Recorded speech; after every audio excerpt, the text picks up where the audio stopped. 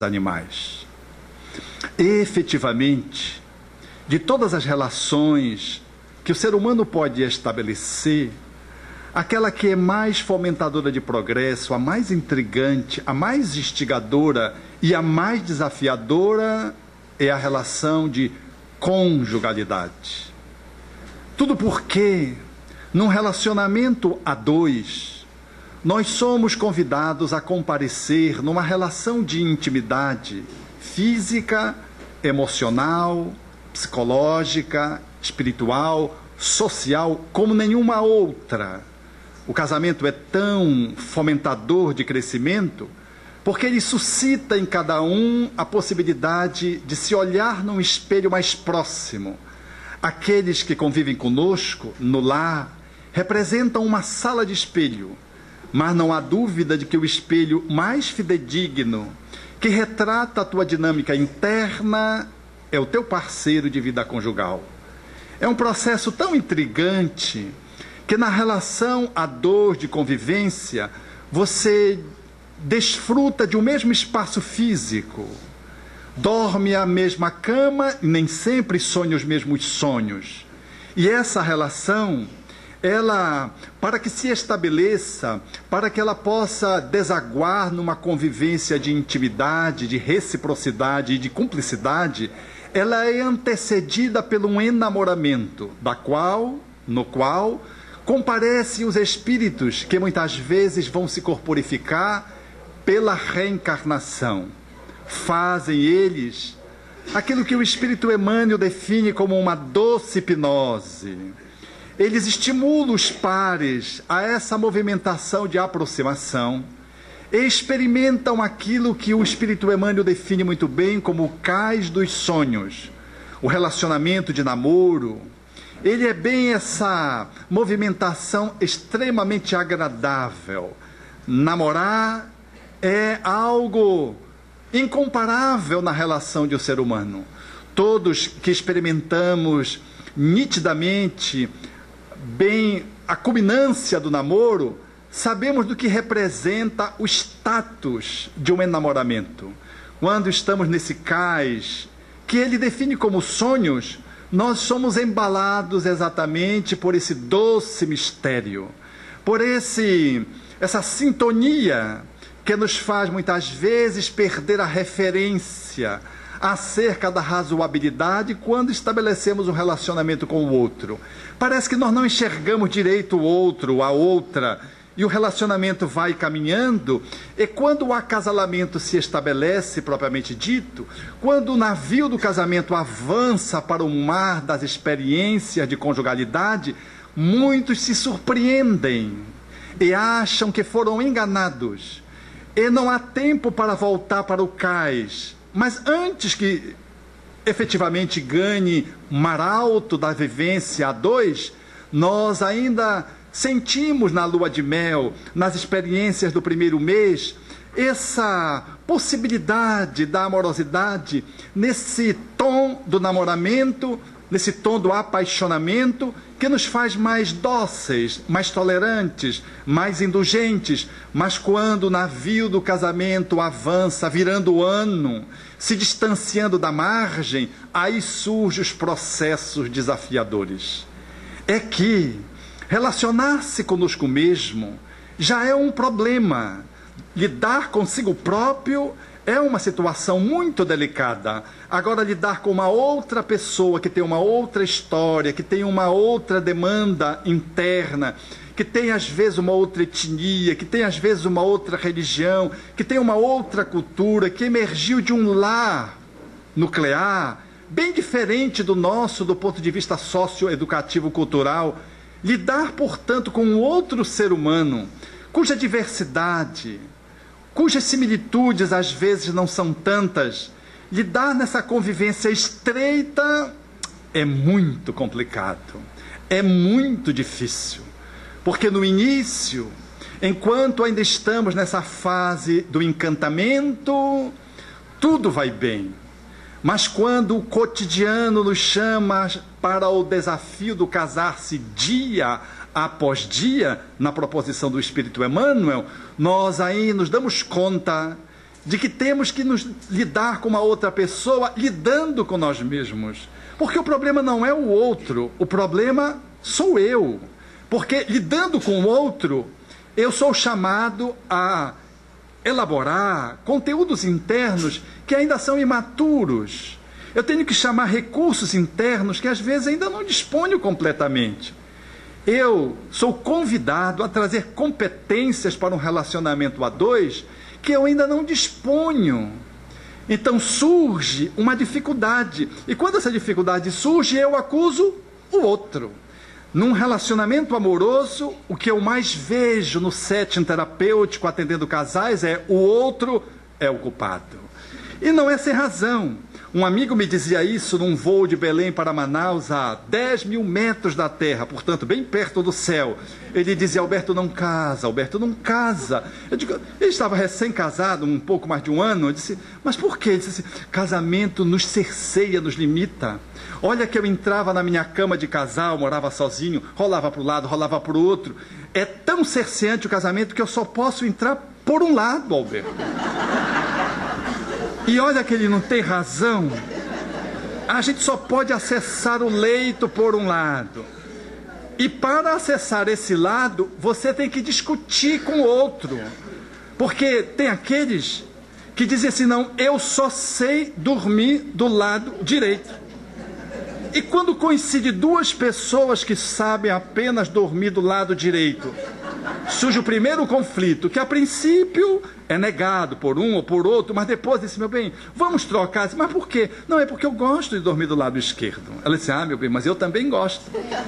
Na verdade, tudo aquilo que a gente vai discutir no início do relacionamento, que representa pequenas diferenças, não são diferenças nossas, são diferenças ancestrais. Porque a gente pensa que gosta de dormir de um lado, a gente pensa que gosta de colocar a toalha de banho numa determinada posição, a gente pensa que a gente gosta de ornamentar a sala de um jeito, com um pano de centro, um jarro no centro, mas na verdade a gente está longe de entender de que tudo isso que a gente faz é mera repetição, de que na verdade nós estamos na maioria das vezes reproduzimos o que nós aprendemos com os nossos pais. Aquilo enquanto criança, vendo os pais funcionarem, nós vamos introjetando. E ao estar introjetado entre nós, nós repetimos e nós achamos que foi nossa escolha. Quase que não foi, foi um automatismo da convivência. E quando eu brigo porque eu quero colocar a toalha de um jeito tal no banheiro e o outro coloca a toalha no criado mudo, aí surge o primeiro conflito, porque ela acha que ele está fazendo para mexer com ela. Porque ela, meu bem, eu já disse para você que a toalha fica no banheiro aqui neste lugar. E ele disse, meu bem, a coisa de colocar a toalha aqui ou lá não faz sentido, porque para mim o criado mudo é o lugar mais adequado, que a gente acaba de se enxugar no quarto, então a gente coloca a toalha. Disse, mas meu bem, a toalha tem um lugar para colocar. Ela não sabe que esse conceito ela aprendeu com a mãe. E esse conceito, jogar sobre o criado mudo, ele aprendeu com o pai. Então não é ela que está brigando com ele, é o pai dele que está brigando com a mãe dela. A gente nem se dá conta disso. Quando a gente casa, eu aposto como a gente vai arrumar a cozinha. Quase sempre na primeira gaveta estão os talheres. Na segunda vem os paninhos. Quem nos ensinou a colocar os paninhos? Eu escolhi, não escolheu. Foi a sua mãe que escolheu com a sua avó, que recebeu da sua bisa. Nós reproduzimos padrões, ao ponto de que quando dizemos, enfim, sós, é uma grande mentira. Pode fazer oração para espantar o obsessor, para ficar com a casa bem higienizada. O reencarnante não precisa estar no ato sexual, a concepção se dá horas depois, mas você pode orar, como orar, você deita em grupo. Eu não estou falando de sexo coletivo, eu estou falando de que quando você vai para a cama, você leva um grupo interno dentro de você. A sua parceira, o seu parceiro, leva um grupo interno, um jeito de ser. O que faz com que a gente brigue se abre a janela, se não abre a janela, quando é que vai ficar o ar-condicionado, se vai ficar de cima de você ou não em cima de você. Essas coisas todas, elas falam desse grupo que está dentro interno e que não são ovoides, não são espíritos que estão encastelados dentro de você. É a tua história sociocultural. Eu tenho uma amiga que disse: Alberto, se você me vê dormindo, você não me reconhece. Eu digo: mas por que você fica tão horrorosa assim? Ela disse: não, é porque eu me empacoto toda, com gorro, máscara, luva, porque o meu esposo, ele diz que o sono reparador tem que ser bem frio. E eu sou friorenta que dói. Então, quando ele me olha, eu parece uma astronauta para poder dormir bem, porque eu acho que a gente tem que dormir aquecidinha. E ele acha que a gente tem que dormir frio, bem frio. Assim, o filme A História de Nós Dois, que ganhou o prêmio, o Oscar naquela oportunidade, traz uma imagem bem que é essa. O casal, quando começa a discutir na cama, vai surgindo as falas que são reproduzidas pelos cônjuges a partir das figuras parentais, dos avós de um, paterno, materno. E quando, num dado momento, a cena mostra como se fossem espíritos, mas não são, ali aquele mundo de gente em cima da cama. É por isso que casar, conviver a dois, é um desafio. Porque você tem que lidar com as suas encrencas. E tem que lidar com as encrencas do outro. Se você com você mesmo já é difícil, tem dias que você nem olha no espelho para você, que você não se suporta. Imagine você olhar para o outro. Ou acordar e o outro não lhe dá bom dia. Você acha isso uma ousadia? Dizia-me um paciente. Nós podemos ter a maior briga que tiver. Ela tem que dar boa noite. Se ela não der boa noite, eu fico muito mais magoado mais do que todas as brigas que tivemos anteriormente naquele dia. Ela tem que dar boa noite. Então, há pessoas que acham que é invariavelmente necessário dar boa noite, bom dia. É uma questão mais do que de honra. É uma questão de neurose. Porque às vezes a pessoa levanta e não está um bom dia. Aliás, na vida conjugal, quando os casais dizem bom dia, é uma grande mentira, porque não é um bom dia. As dificuldades, os problemas, as crianças, a dificuldade financeira, poderiam dizer que seja um bom dia. Ou então foi uma boa noite, mas dizer bom dia. E se o outro diz bom dia num tom taciturno, fechado, o parceiro oposto fica aborrecido. Mas o que você tem contra mim? E às vezes não tem nada contra você. Há pessoas que quando acordam, independente do dia ser bom ou mau, elas acordam de mau humor. Conhecem, né? Há pessoas que acordam de mau humor. Na minha casa, por exemplo, de origem, nós quase não conversávamos, porque minha mãe levantava introspectiva e não dizia nenhuma palavra. Eram os cumprimentos habituais. Então nós fomos criados assim, nesse ambiente meio de que não se falava muito até que acordássemos de vez depois do café. Então meu irmão, quando casou, a minha cunhada teve um impacto, porque ela acordava sorridente e ele calado, fechado. E ela ficava se perguntando: o que foi que eu fiz? E disso vai, até um dia que ela disse: o que é que está acontecendo com você? Você já não me ama mais?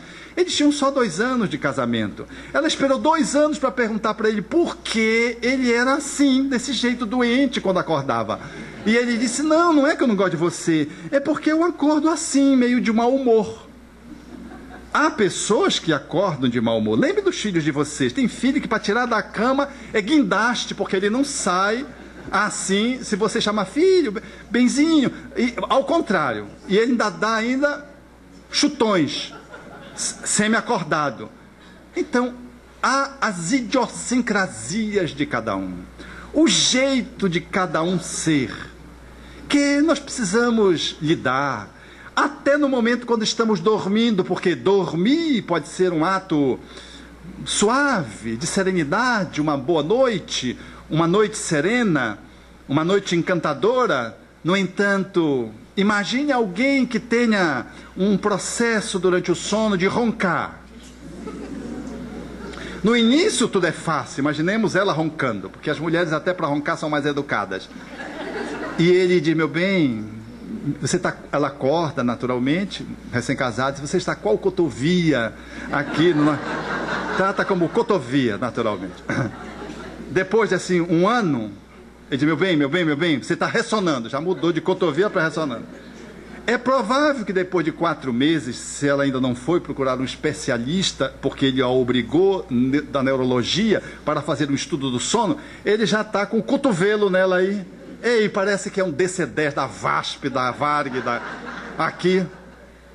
É, aparentemente, um evento não importante, mas há muitos casais cujo ronco contribui em muito para o estresse da relação.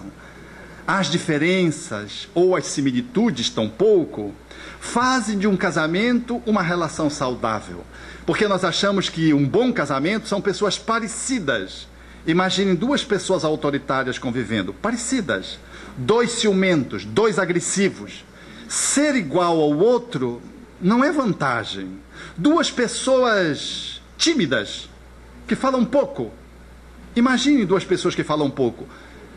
Os filhos vão ficar mudos. Mas também diferentes, a gente diz assim, não, é bom ser diferente. Quiçá, as diferenças podem fazer sentido ou não fazer sentido.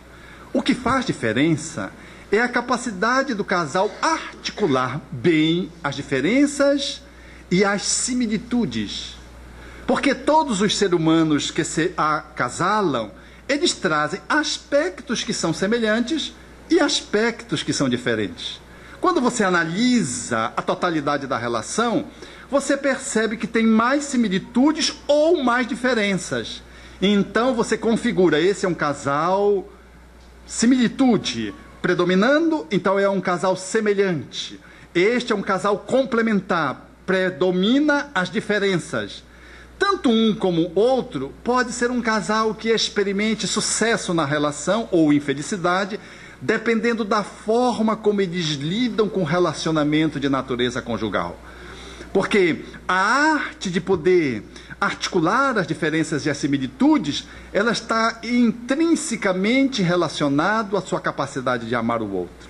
Se você é capaz de amar o outro, a relação de similitude não ameaça. Mas se o amor for pobre, a similitude funciona como um processo de competição. Eu quero ser mais do que você. Eu quero ganhar mais dinheiro do que você. Eu quero ser mais belo do que você. Se frequentamos a academia, eu quero ser mais sarado do que você. Se eu sou médio, eu quero receber mais espírito que você. Não, eu sou médio, eu recebi 3. Aí o outro diz, não, mas eu recebi o campeão das sombras. Você não recebeu o benfeitor. Não, você recebeu o benfeitor, não, mas eu recebi o guia. Ficam brigando até na disputa, até dentro da casa espírita, o casal, que apresenta uma similitude, porque ambos são médiuns. Mas se eles são diferentes, o processo pode se dar de uma forma diferenciada, se não há amor que garanta uma boa interação. Se não há amor, o que é que faz o casal? O casal disputa quem é que tem a verdade. As diferenças, a arte de lidar com a diferença, requer uma atitude de respeito à diferença. Aceitar o outro como o outro é. Num relacionamento no qual as habilidades são diferentes, o modo de pensar é diferenciado, nós precisaríamos de uma alta dose de tolerância e de respeito para aceitar o outro que não funciona como você. Mas se eu me encastelo na minha verdade e acho que o meu jeito é o jeito certo, o conflito de conjugalidade se acirra. E a relação tende a gastar muita energia no conflito e o acasalamento ele vai se fragilizando. Porque ou nós casamos dia após dia, ou nós estamos já nos separando dia após dia, não nos estamos dando nem conta disso. E está acontecendo. Casar ou descasar é um processo, não é um momento. O momento que você agencia um advogado ou busca um terapeuta, a relação já vem se fragmentando há muito tempo. Um casal, quando se afirma numa relação sólida, aquilo não é resultado de uma festa de casamento que eles comemoram, na qual as pessoas celebram aquela união, a consolidação daquela união, como se fosse feita apenas naquele momento. Não. Aquilo é o dia a dia de um investimento no relacionamento. Casamento é como se fosse uma coisa viva. Ou você investe, tirando as pragas, dando luminosidade, a exemplo de uma planta, dando água, fazendo o processo da adubação, ou você deixa a Deus dará, e às vezes Deus não dá, porque o casamento se coloca fora das leis de amor, falta a luminosidade do carinho, falta a água da tolerância, falta a fertilidade dos pequenos gestos do namoro, e aí a planta do casamento vai perdendo o viço e o relacionamento adoece, vai para a enfermaria, vai para a UTI e morre, como propõe Emmanuel analisando a dinâmica do casamento em vários capítulos nesse sequenciamento, vida e sexo. Porque os casais simplesmente abandonaram a relação e deixaram que o relacionamento pudesse correr sem cuidados. Ou eu cuido do casamento, ou o casamento vai se descuidando por si mesmo. O relacionamento ele precisa de atenção. Ele precisa que você olhe para o relacionamento, que você desprenda energia nessa movimentação de alimentar a relação. É curioso quando eu pergunto nas entrevistas de relacionamento conjugal, no âmbito terapêutico, eu digo, há quanto tempo vocês estão juntos? Não, estamos aqui há 10 anos. Estamos 3 anos de namoro, 7 de casado. Eu digo assim, mas como assim? Deixaram de namorar depois que casaram? É uma pergunta que já é uma intervenção terapêutica. Porque a gente separa o namoro do casamento. O casamento ele não deveria excluir o namoro, ele deveria trazer o namoro. É lógico que já não vem mais aquele apaixonamento febril dos primeiros encontros, do encantamento. Mas um casal que não investe na relação, esse sentimento de apaixonamento cede, esse elan de encantamento, ele cede por inteiro, mas um casal que investe na relação, ele mantém o namoro no casamento. O namoro no casamento é o trato, é o cuidado, são as pequenas atenções, são os pequenos mimos, porque não são os grandes presentes que alteram uma relação, é o cotidiano que faz uma relação ser rica ou caminhar para a morte. Não são, portanto, os grandes gestos, são os pequenos gestos repetidos, que fazem com que um relacionamento ele possa ir se engrandecendo aos poucos. Mas isso, colocado numa relação no qual o amor serve de link para as pessoas que são diferentes, ou para as diferenças que existem num casal que se acasala e que tem esse perfil complementar, ou este amor que traz para a relação esse cimento para a relação, num casal que tem esse viés da similitude predominante, isso efetivamente requer arte. Porque efetivamente lidar com semelhanças, quando tem amor, ao invés da gente disputar, a gente se apoia. Não, eu não quero ser mais do que você, nem você precisa ser mais do que eu para que sejamos melhor casados. Nós seremos melhor casados se nós nos dermos as mãos e pudermos caminhar assim. Mas se fizermos assim, ficarmos medindo forças, aí nós vamos perder muita energia em disputa. O amor que vem para as dessemelhanças, ou seja, para aquilo que não é igual, ele não serve para dizer eu tenho a razão, ou para você dizer não, sou eu que tenho a verdade. Ele serve para que pelo caminho da entrega, nós possamos permutar verdades. Porque quem é que está com a verdade? Imagine as diferenças num casal. Eu costumo lembrar sempre o shopping, porque o shopping sempre é um ambiente muito intrigante, porque ele lembra a praça, ele lembra a via pública, num espaço naturalmente fechado. E ao mesmo tempo ele lembra os grandes templos religiosos, porque os grandes templos religiosos, eles eram demarcados pelas catedrais na Idade Média. Uma cidade, para se afirmar, tinha que ter uma catedral. Se não tivesse uma catedral, não era cidade. Quando você vai à Europa, você se cansa de ver tanta catedral. Depois você começa a misturar todas, porque toda cidade tem uma ou mais catedrais. Mas tem que ter uma catedral, porque senão ela não tinha gabarito, ela não ganhava status. Hoje, arquetipicamente, nós trazemos essa necessidade do divino e projetamos num shopping. O shopping ele tem até a arquitetura de uma catedral. Percebam a beleza, o encanto. E quando você vai ao shopping, é natural que você encontre os nichos divinos com as sacerdotisas de agora, que são as vendedoras, que estão sempre olhando para você e fazendo assim: entre, sem compromisso, ainda diz sem compromisso. E a exemplo das catedrais de outrora, você não consegue ficar inerte diante dos objetos sagrados. Você tem que pelo menos tocar. E se você não quiser tocar, ela lhe força a tocar, ela lhe persuade a tocar, ela lhe incita a tocar, e quando você toca, ela diz, sem juros, de 10 vezes. É uma sacerdotisa, naturalmente que uma mulher bela ou um sacerdote, se preferirem. Ali está o objeto desejado. A vitrine é encantadora.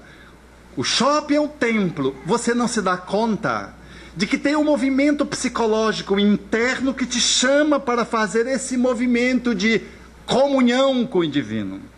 Você não pode comprar, mas compra. Não tem aonde cair morto mais, mas leva o produto. Ela sai, sorri para você, você já com a sua sacolinha, com a grife, porque é importante a sacola por causa da grife. Você sorri, você agradece, ela agradece, e você não fica satisfeito. Você tem que ir à praça de alimentação, que é o lugar que representa, nesse simbolismo psicológico, o espaço onde você vai comer o pão de hambúrguer, que tem exatamente o formato de uma hóstia. E você come e parece que você fecha o ciclo. Aí você sai achando que você encontrou Deus. E vai para casa feliz. Encontrar Satanás, naturalmente, que vai abijurar a compra que você fez. Você vai com a barriga bem posta, o objeto sagrado comprado, achando que fez uma grande coisa, assumiu um grande débito que já ultrapassou o orçamento familiar e foi para casa brigar, porque o parceiro, a parceira que está em casa vai estabelecer a confrontação necessária. Assim, analisando as diferenças, imagine um casal entrando no shopping para trocar uma roupa do Dia das Mães. Ora, se ele vai com a parceira, ele diz, meu bem, ali está a loja.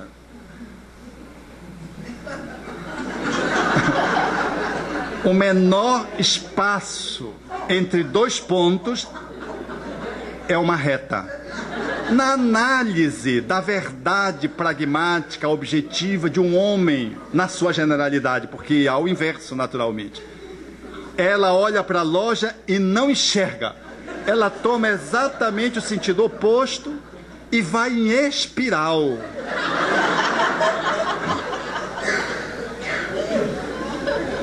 O homem não demora mais do que 15 minutos para trocar uma peça de roupa. E ela, 1h30 é pouco. Ela chega feliz. Olha as diferenças. Quem é que está com a verdade, né? Ela é uma mulher sensível. Ela só quer olhar. Mas é impossível passar por aqueles nichos sedutores. Porque além dos nichos da sacerdotisa, tem alguns fatores que são absolutamente divinos. São palavras escritas nas portas das lojas, nas vidraças, liquidação. Embaixo de marido, não está posto, mas é. Ela compra porque está liquidando. E vai-se, meu bem, você não imagina que surpresa. Não tem surpresa, ele já sabe qual é a surpresa. Ele só pergunta quanto foi. Então, vão brigar. Porque ele vai advogar que o caminho é esse e ela vai advogar que ela precisa queimar algumas calorias, às vezes disfarçando, né? Ela quer dar uma olhada, ela só quer olhar. Olhar não gasta nada. Não compromete. Então, se ele sabe que ela é sensível assim, ela é emotiva, tem um jeito artístico, quase poético, ele pega, leva o Evangelho segundo o Espiritismo, o jornal, e diz, meu bem, nós nos encontramos no café. Ele vai, troca a roupa, a peça de roupa, em 15 minutos do Dia dos Pais, vai para a cafeteria, toma o seu café, lê o jornal, começa a ler o livro. Quando ele está para terminar o livro, ela chega feliz também. Estão ambos felizes, porque ela fez o que ela quis, ele fez o que ela quis, o que ele quis. É natural que ela vai ter que aprender um pouco com ele, nesse exemplo citado, sobre orçamento familiar. E ela vai ter que ensinar a ele ser mais sensível, porque ele tem tanta raiva de comprar que ele não gosta nem de olhar nas lojas. E isso é quase um sacrilégio para uma alma sensível. Ele precisa ir para ver e olhar e sensibilizar com a beleza, ainda que não compre. Vai com ela, porque às vezes a gente vê um casal de mão dada no shopping e diz, puxa, olha que beleza, tão idosos, mão dada, a gente pensa que é amor, porque está segurando firme. Não é. Um está segurando o outro que é compulsivo, eu não sei qual dos dois é compulsivo, segura firme. E vai, e as pessoas olham e ficam encantadas. As diferenças. Precisamos lidar com as diferenças. Em casa, as diferenças chamam a atenção.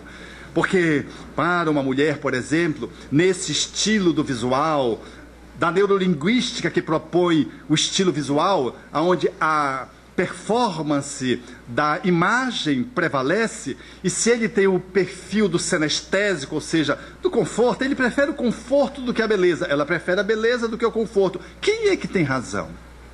Um sofá que é belo, mas que você senta, dá vontade de ir embora, espanta a visita? Ou um sofá que você deita, você não tem vontade de levantar, mas é um sofá que é um mondrongo feio que dói?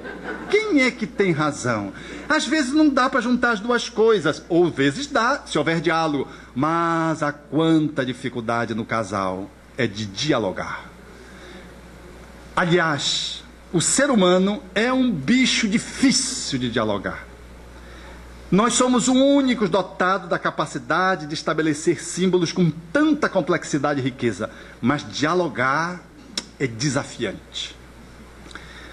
Em todos os níveis, e na prática terapêutica, eu percebo isso como um problema agudo das relações humanas. E no casal, cuja relação, portanto, tem esse enquadramento, é muito mais difícil. Notadamente porque as mulheres têm uma facilidade mais de comunicação. E os homens têm uma demasiada introspecção. É muito difícil um casal dialogar. E quando ela suscita, ele diz, o que é que você quer falar? Ele já vai agressivamente, que é uma forma de silenciar o diálogo. E a mulher sabe quando ela quer derrubar o homem. Quando ela quer machucar um homem, no seu estilo, ela diz, meu bem, hoje nós vamos conversar. A pior coisa para o homem é ouvir isso. Ele, nesse estilo, há naturalmente a inversão. Nem todos os homens são assim, nem todas as mulheres são assim. Mas ele diz, meu bem, diga logo. Diz, não, meu bem, à noite. Olha, no amanhecer, dizer à noite, aquelas 12 horas não vão passar. Ele chega um pouco antes do horário habitual do trabalho. Vem correndo, sôfrego. E ela, que habitualmente chegava um pouco antes do que ele, de propósito chega depois. E ele já está agoniado, já botou os pijamas listrados dele como se fosse de um prisioneiro. E ela chega. E para um casal que quer conversar, o espaço do quarto é o espaço de maior intimidade. Mas ela diz, não, na sala. Quando diz na sala, dá um tom de formalidade. E ele vai, ela não muda a roupa, caracterizando, portanto, na vestimenta o tom da conversa. Ele senta no sofá e ela senta no sofá oposto, de frente, mostrando numa posição gestual, numa posição não corporal, que é um confronto. E ela senta na beira do sofá. Ela não senta no sofá, não se larga no sofá. Ela senta na beira, cruza as pernas e diz, o que você está achando da nossa relação? Ele começa logo a se sentir mal. Se ele é espírita, ele diz, meu bem, eu estou sentindo umas influências aqui. Dá para dar um passe? Porque ele alivia logo a bichinha, né? Esse casal, ele não logrará estabelecer uma conversa porque ela não vai aguentar. ela vai se irritando com ele e começa a falar, blá, blá, blá, blá, blá, blá. E depois que ela fala meia hora, diz, e o que você acha? Ele diz, meu bem, você já falou tudo. Ele só fecha dizendo, sobrevivi. Diálogo. Um casal é fecundo quando é capaz de conversar como quem namora. Quem namora não quer desligar o telefone. Não, até para desligar. Chegou da casa da namorada. Vai pro telefone. Mas que você vai pro telefone? Não, eu vou dizer que eu cheguei. Olha, chegou, não precisa... Aí vai dizer que chegou. Tudo bem. Rio de Janeiro, uma cidade violenta. Telefone. Ele pega o celular, iPhone, então fixo, vai. Aí fica 15 minutos para dizer que chegou. Parece que a linha está congestionada. Diz, meu bem, você não ia dizer que chegou? Não, mas é só um negocinho. E se for, é namoro. Porque depois de meia hora, ele diz, não, desliga você, é você. Até para desligar eles demoram. Nós perdemos a arte de poder investir na relação conversando à exaustão, como quem namora. O tempo de uma relação é o tempo em que o amor propicia que duas pessoas troquem diálogos e eles sempre têm o que é conversar. Quando um casal já não consegue sair sozinho e tem que sair sempre de grupo, eu me preocupo. Porque parece que eles estão fugindo deles mesmos. Porque se forem para um restaurante, não tem conversa. Parece que se estabelece o vazio. Então o mecanismo de apoio é o mecanismo grupal. Mas um casal que se ama em qualquer idade, eles sempre abrem o espaço para o diálogo. E a despeito de sair com amigos, eles saem também sozinhos. E conversam, e conversam. E se você olhar a distância do ponto de vista psicológico, vocês veem, em qualquer idade, que eles estão se amando. Eles estão se amando pela forma como um trata o outro. O Espiritismo, que nos abre a visão da reencarnação, dos reencontros, a responsabilidade pelo relacionamento afetivo, naturalmente que ele nos brinda com um conteúdo inefável, de beleza, encanto, de amorosidade, para que possamos estar trazendo para a relação pela fala e pela atitude. Porque se a fala não tiver a substancialidade do exemplo, ela fica oca, vazia, não sonora.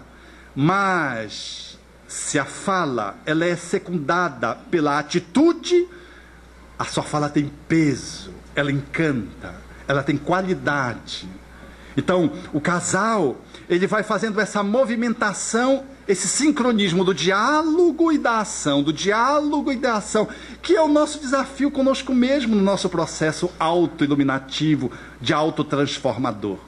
Dizia então a mulher que se perdera do relacionamento afetivo, estava a um ponto da separação. Ela fez o que pouca gente faz, uma análise de si mesma para avaliar o que ela precisava fazer da parte dela para melhorar a relação. Porque quando o relacionamento está em crise, sempre a gente atribui ao outro a responsabilidade. Ela deu-se conta de algumas dificuldades e agenciou então medidas que ela deveria tomar, dando a contribuição dela para a relação. Diz ela, no artigo em que ela escreve, que ela então foi e ofereceu para o esposo que acordou um café 5 estrelas na cama. Ele se assustou, olhou e disse, que foi? Eu disse, não, me deu vontade de trazer café na cama para você, meu bem. Ele ficou intrigado, coçou os olhos para ver se estava tendo uma miragem, um sonambulismo, uma alucinação visual. E não precisa dizer que ele não conseguiu tomar o café na cama direito, porque ele ficou pensando qual era a agenda oculta. O que é que ela deveria estar querendo? Talvez uma viagem, mudar de carro, um vestido novo. Ficou imaginando, não conseguiu. Mas a surpresa dele foi maior. Porque quando chegou em torno de meio-dia, quando a criança chegou da escola, ela foi, abraçou a criança e disse, meu bem, eu te amo. O filho olhou assustado, porque não estava habituado a ouvir isso da mãe. Ele disse, o que foi, mamãe? Não era aniversário dele, não era Natal, não era dia da criança. E ela disse, é que eu amo. E não costumo dizer que amo. E agora me deu vontade de dizer que te amo. Para o filho. O esposo olhou e ficou assustado, pensando que ela estava incorporada naturalmente. Mas não era espírita, não era espírita. Ela conta que depois de aproximadamente 2 semanas, ela quase precisou chamar o 192. Ela acordou e o parceiro estava trazendo um café na cama para ela. O que foi? Ele disse: hoje, meu bem, me deu vontade de trazer café na cama para você. E ela fala então como o relacionamento foi recriando-se. A partir da iniciativa, daquilo que ela precisava fazer, olhando qual era a parte dela naquele latifúndio que estava comprometido, conflituoso. Disse-me um amigo, quando certa feita fiz a menção a essa ocorrência, ele, no outro dia, no seminário, ele veio e disse: Roberto, fui levar café na cama para a minha esposa. Digo: poxa, que parabéns, foi bom? Ele disse: não, eu sempre levava, mas depois eu achei que ela estava se deitando na minha moleza, aí eu suspendi. Aí eu ouvi você falar ontem, aí eu resolvi recolocar o café na cama. Aquilo que é bom não poupe, gente. Um carinho, um gesto de ternura. Que você faz pelo outro, é também por você. Porque por mais que o outro não aproveite, você está sendo uma pessoa melhor. Você se torna maior. Você se torna grande. Ainda que o outro não consiga entender a magnitude da tua atitude. Ainda que o outro seja um espírito, do ponto de vista evolutivo, de um nível de consciência diferente do teu. Como nos casamentos sacrificiais, na fala do espírito André Luiz, no qual um é superior e um é inferior. É o da minha história familiar, permitam-me esse lance autobiográfico. Minha mãe é um espírito que tem muitos valores e o meu pai é um pé de chinelo, tupiniquim, com muitas dificuldades. E ele não se dava conta, aliás, não se deu conta nunca do que a minha mãe representava nessa relação. Ele tinha uma doença psiquiátrica, era um homem, portanto, com um comprometimento de natureza mental, uma dificuldade imensa física, porque também tinha um defeito de natureza física, reencarnou trazendo essa alteração, que não pôde ser corrigida pela medicina. Então, era uma alma muito sensível do ponto de vista kármico, com muitos processos espirituais, que atendíamos espíritos, desde que eu me entendo, e até as vésperas da desencarnação, atendíamos entidades vinculadas a ele. Comprometimento grupal, como dizia o meu irmão desencarnado, fazendo uma fala pela uma comunicação, pelo médium, numa comunicação mediúnica, dizendo: vocês precisam ver quando o papai, precisariam ver como o papai enfrenta, quando sai do corpo, os espíritos, porque são muitos, ele tem um comprometimento coletivo. E a minha mãe era um anjo tutelar. Lá num dia, no cansaço das atividades, ela diz: eu quero acabar e cumprir a minha missão para poder voar. Um dia que ela já estava assim, pela bola 7, diríamos dizer, do cansaço daquele dia. E curiosamente, na semana seguinte, ele está deitado no sofá, nós os filhos adultos já em torno, e a minha mãe lá fazendo os afazeres domésticos naquela ocasião, e ele então olhando para cima, olhando para o teto, disse: Ni, o nome dela é Eunice, ele chamava carinhosamente de Ni. Ela disse: que, Abel? Eu estive pensando bem aqui comigo, e eu acho que eu vou aceitar vir teu esposo de novo na próxima encarnação. Todos ríamos. E ele dizia: o que é que vocês estão rindo? Quer dizer, ele não se dava conta do que ela representava. É como se ele fosse fazer um favor para ela. E eu vi uma cena pelos olhos da alma que eu pude depois documentar.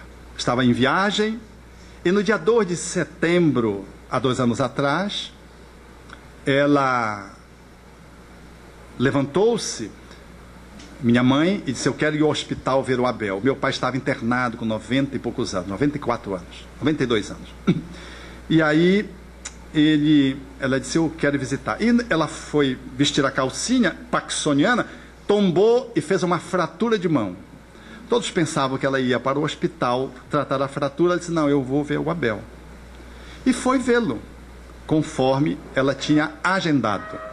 E depois de vê-lo, acabou a visita, ele estava na UTI, já tinha se feito um acordo médico, ela não tinha o visitado ainda, em função da sua condição orgânica, da sua idade, e ela então saiu depois e foi fazer o atendimento ortopédico, porque houve fratura na mão. E quando me contaram, eu fiz uma crônica, e escrevi aquela cena, e no Evangelho no Lar, li E narrei a cena como se fossem dois namorados bem jovens, um encontro momentoso, bem esperado. E descrevo a cena e depois eu concluo na cena mostrando qual era o objetivo. Que aquela mulher, na verdade, estava celebrando bodas de diamante naquele dia. E ela queria celebrar as bodas de diamante. E nenhuma queda seguida de fratura tirou-a do seu objetivo. Ela foi ao hospital e celebrou. E quando eu acabo de ler, sem dizer quem era quem, eu olhei para ela, e a minha mãe me olhou e disse assim: faltou um beijo que eu dei nele que você não colocou aí. Isso é amor. Amor nas diferenças evolutivas. Amor que consagra um dia, que era o dia 2 de setembro, que era a celebração das bodas de diamante. Eram 60 anos de conjugalidade. No dia 30 de setembro, ele deixaria o corpo.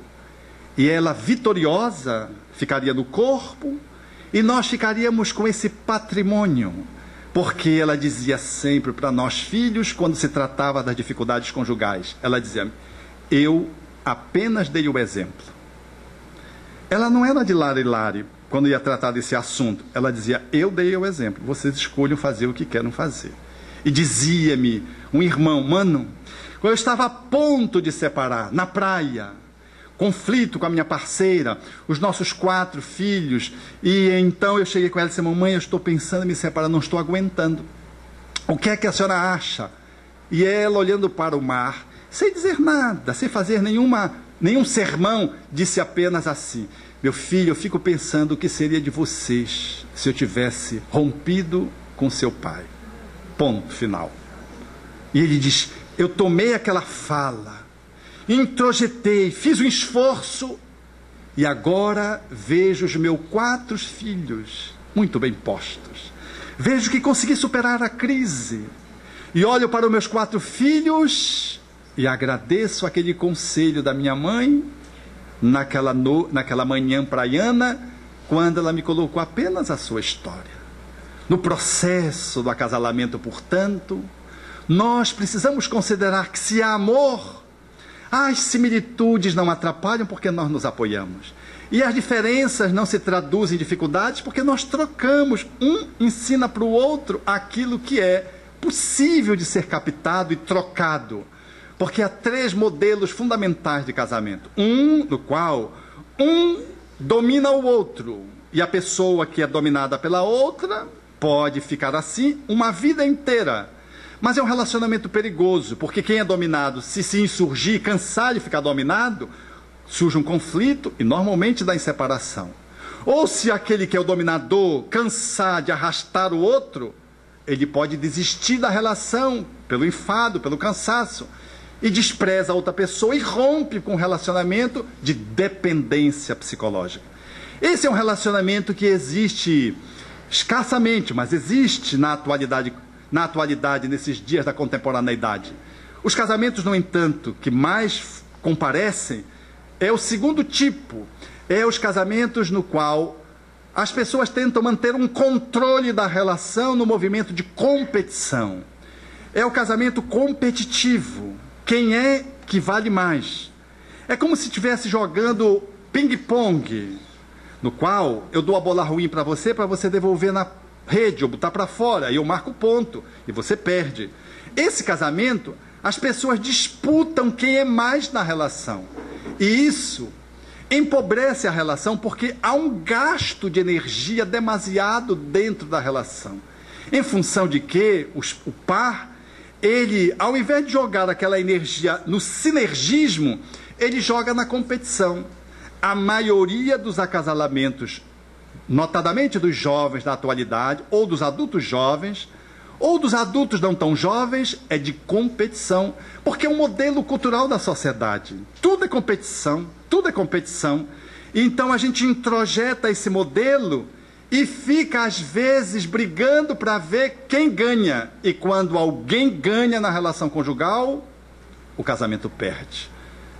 Porque é acasalamento, é conjugalidade, não é conjugalidade. onde a gente vai morder um ao outro para poder dizer-se que é o mais forte, que venceu o outro. O terceiro modelo é aquele para o qual o Espiritismo nos convida.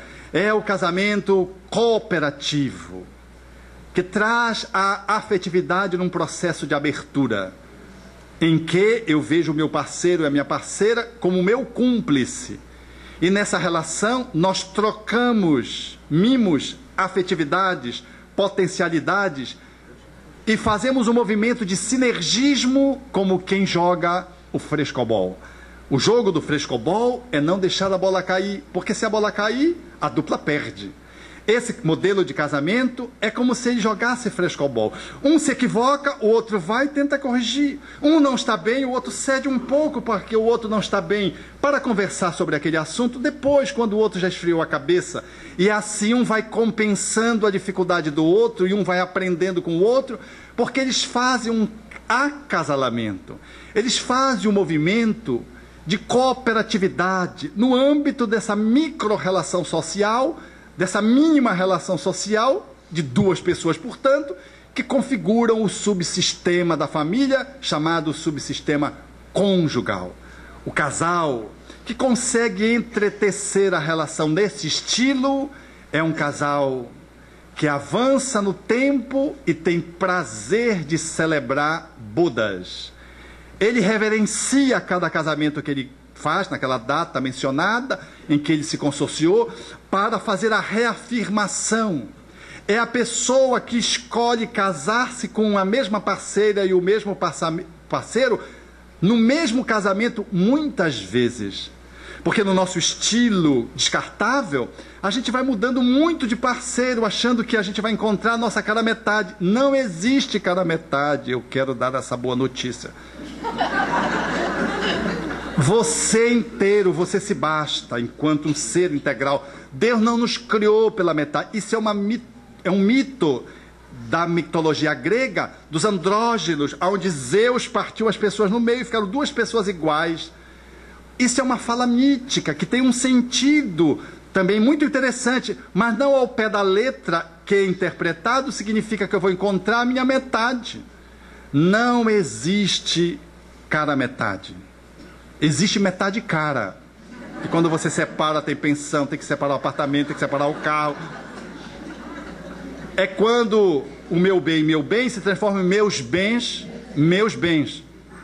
Esse é um processo desafiador. Eu vi a minha amiga falando com o meu amigo, disse, meu bem, se eu me separar de você, eu fico com um apartamento. Ela disse, meu bem, você fica com um apartamento. Ah, naturalmente, os filhos vão ficar comigo. Ah, sim, meu bem, filhos adolescentes. Ficam assim com você. Mas o carro, como é que eu vou levar para a escola? O carro vai ficar comigo também, né? Fica, meu bem, fica.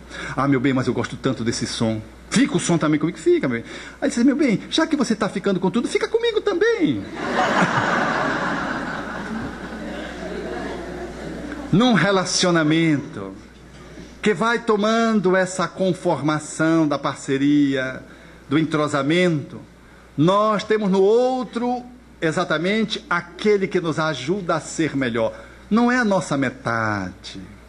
Liricamente eu posso dizer que é uma alma gêmea, entendendo bem que na realidade nós nos gememos muito quando nos relacionamos. Há muitas almas gemidas e poucas almas gêmeas no sentido poético da palavra.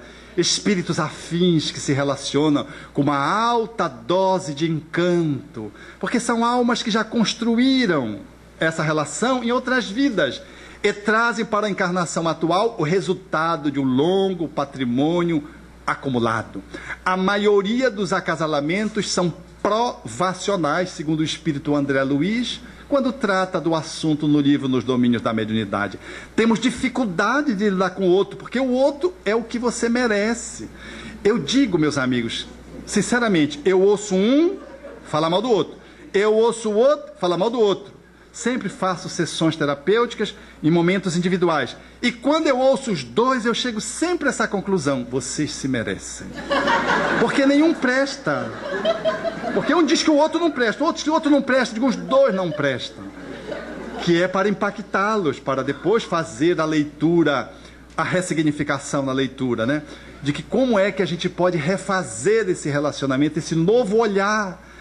Porque o casamento, na maioria das vezes, ele traz os teus pontos cegos, as tuas vulnerabilidades, as tuas dificuldades. Logo, casar nos dias de hoje é um desafio.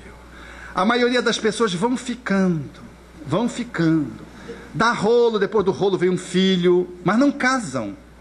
E tentam substituir o casamento por alguma outra coisa que é uma coabitação sem nome. Isso é muito ruim para os casais. Porque enquanto eu não dou nome, eu não configuro a responsabilidade na minha relação. Eu preciso do varal das etapas, porque senão eu não assumo. Eu vejo almas feridas às pencas, de montão. Porque um sai da relação, depois de estar 4 anos na mesma casa, e não, nós estamos só ficando, só namorando. O que é o relacionamento de vocês? Quando você pergunta para os dois, nunca eles dão a mesma resposta. Eles nunca falaram sobre o que é o relacionamento. Então, eles não, ele é meu esposo. A outra diz, não, nós estamos juntos. Estou levando com a barriga. Quer dizer, levando com a barriga 4 anos. Não dá para ficar 4 anos sem ter rolo e sem ter problema. Na separação. Nós precisamos namorar. Precisamos assumir o noivado ou aliança de compromisso. Outro nome que quiser dar. Casar. Porque hoje esse problema é tão dramático que os juristas precisaram interferir. A esfera do direito vem cá, peraí, você não vai sair assim, não, filho, você não ficou lá 4 anos, você... União estável. Aí configura o casamento. Aí a pessoa diz, mas quer que união estável? É a mesma coisa que casamento. Mas não é a mesma coisa se você casar. Eu não estou falando de casamento religioso, eu estou falando de casamento civil, no qual você chama as testemunhas através de, por exemplo, um almoço, uma festa que você queira dar, e psicologicamente você diz, eu e você estamos casados. É um contrato psicológico, jurídico psicológico, que ajuda a gente a funcionar bem. Porque senão nós não funcionamos bem, nós somos ainda espíritos muito limitados. Não dá para ir para convivendo assim, vamos ver o que é que dá. Então hoje, há muitos que querem abolir o casamento. E os espíritos será Kardec. É um progresso na marcha da humanidade. E o que seria para a sociedade se houvesse abolição do casamento? Seria uma regressão à vida dos animais. Nós perdemos então as referências. E trocamos de parceiros como quem troca de roupa. E a nossa afetividade vai ficando comprometida. O sonho de construir um lar vai se distanciando. E as relações empobrecem. Então namorou, ficou, se for o caso, fique. Namorou, namoro, noivou, aliança de compromisso, casou. Não precisa chamar o dirigente espírita para fazer casamento, porque não existe espiritismo casamento religioso. Mas chame os amigos e ao lado do juiz, no cartório, você faz uma celebração ainda que singela, para que você assuma que você casou. Vai no Facebook e coloca, casei. E põe a foto dos dois. Não precisa o véu e grinalda, mas coloque lá. Isso dá sentido psicológico para as almas que precisamos dessas etapas para podermos funcionar bem. O casamento é um progresso na marcha da humanidade. A matriz do sucesso de um relacionamento não está porque o relacionamento é perfeito, porque não existe nenhuma relação de perfeição, porque somos espíritos imperfeitos. Mas se pudéssemos dizer um casamento perfeito, são de 2 almas que se aproveitam reciprocamente para crescerem. E a cada dia são melhores, uma em relação a si mesma e uma na relação com a outra. Portanto, em regime de reciprocidade. Esses espíritos que vão afervorando-se no cultivo do amor estão treinando para desenvolver o amor universal. Porque ninguém é de ninguém, nós estamos casados. Amanhã poderemos ser filhos desse mesmo parceiro ou parceira, poderemos ser pai, irmãos, porque a lei da reencarnação muda-nos de papel para que a gente mude de conduta amorosa, ampliando a nossa capacidade de amar. Então, caríssimos amigos, aproveitemos a nossa conjugalidade e amemos um pouquinho mais. Se a gente acha que está suficiente, não esmoreça no relaxamento. Se você acha que está difícil, não ceda ao desânimo e à onda da separação. Ah, mas já é o meu 2º, 3º relacionamento, não importa qual seja, invista na relação. Dê um pouco mais de amor, porque é melhor para você e é melhor para a relação. Mas se o outro não quiser mais você, por algum motivo, por escolha própria, não retenha até a consumação da desgraça, como diz o espírito Joana de Ângeles. Ou, como diz o espírito André Luiz, em Ação e Reação, quando a mulher tenta agarrar o outro de qualquer jeito e ele planeja matá-la. E os espíritos têm que intervir para evitar o homicídio e tiram-na do corpo e diz: você fez o que tinha que fazer, deixe-o ir. Porque ele queria se separar dela e ela não queria deixar. Nós não podemos deter ninguém obrigado ao nosso lado, mas preferencialmente não facilitemos a separação saindo da relação ou então intoxicando a relação. Mas se o outro quiser ir, que seja a escolha do outro, mantenha-se digno e que a relação possa ser consolidada da separação pela porta da frente. Ninguém precisa sair pelo balancinho, gerando crimes, como se fosse uma coisa desonrosa. Nós precisamos sair íntegros da relação. E se não pudermos ser amigos, sobretudo quando há filhos, que não sejamos inimigos, porque quem mais sofre nas separações são os filhos. Um pouco mais de amor, deixando que o parceiro seja ele, a parceira seja ela, e que juntos possamos formar o grande hífen luminoso do eu-tu. O eu é uma pessoa, uma personalidade, um indivíduo. O tu é uma outra personalidade, um outro indivíduo, porque nós só somos bem no relacionamento conjugal quando nós somos nós mesmos. Se eu me anulo para ser igual ao outro, eu passo por cima de mim. Mas se eu sou eu mesmo, eu posso até renunciar, me sacrificar, mas eu não deixo de ser eu mesmo.